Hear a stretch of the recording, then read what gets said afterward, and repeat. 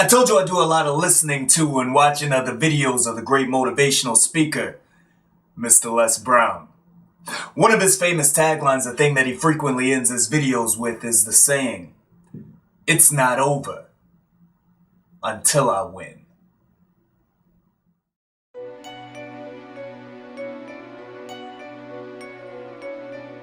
One of the fundamental facts about life is that it's ever changing. Sometimes we're up and sometimes we're down. Sometimes we win and sometimes we lose, and sometimes we're happy. But sometimes we're sad. Life itself is very rarely even killed. What I found though is that it's easy to be happy when we have money in the bank, or when our romantic partner is placing a smile on our face, or when our kids and loved ones are acting normal. It's easy to be happy then. But what about when it's not though? What about those times when it's not going quite as great? My old pastor used to call those moments when your money has run out and your honey ran with it. What about those moments when it's not so easy to be happy? And one of the issues is that once we fall down into one of these holes, into these ruts, into these negative spaces, it's so difficult to climb out.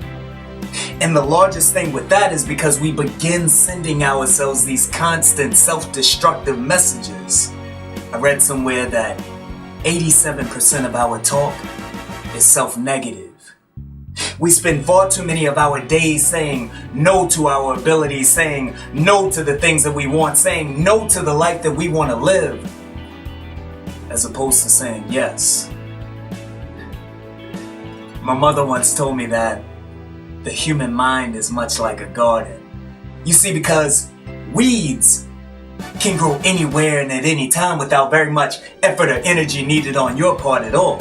You don't have to water or fertilize weeds at all, but yet they still come back again and again and again.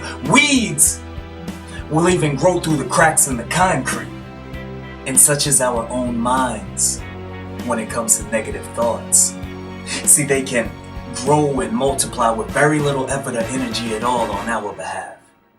Positive thoughts though, and ultimately staying positive and saying yes to the lives that we want to lead though, now that takes work.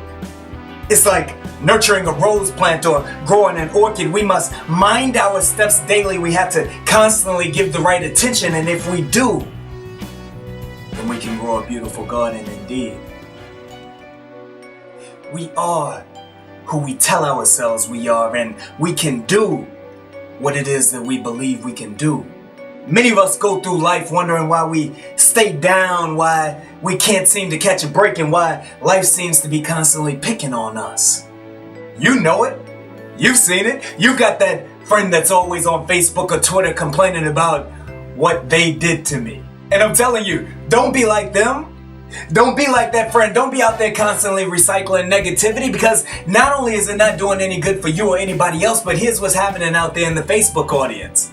You see, 90% of the people don't actually care, and the other 50% are glad that it's you. We all have circumstances. We all have situations. Every one of us has a story. So see, that's why we can't go through life talking about what they did to me. Sooner or later, your positive friends are going to be like, hey, you got to get away from me before they come back.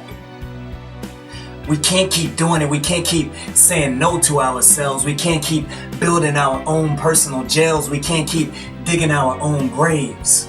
We have to start saying yes. We got to start saying yes to our hopes. We've got to start saying yes to our desires. We've got to start saying yes to our dreams. We have to know that we're capable. We have to know that it's feasible. We have to know that whatever that dream is that we're holding in our hearts, that is possible. The time for simply wishing and hoping has left us. The time for doing is now. It is time that we do away with those self-pities. It is time that we let go of those self-doubts. It is time that we forget about those past failures. And it is also time that we let go of those fears that are holding us back.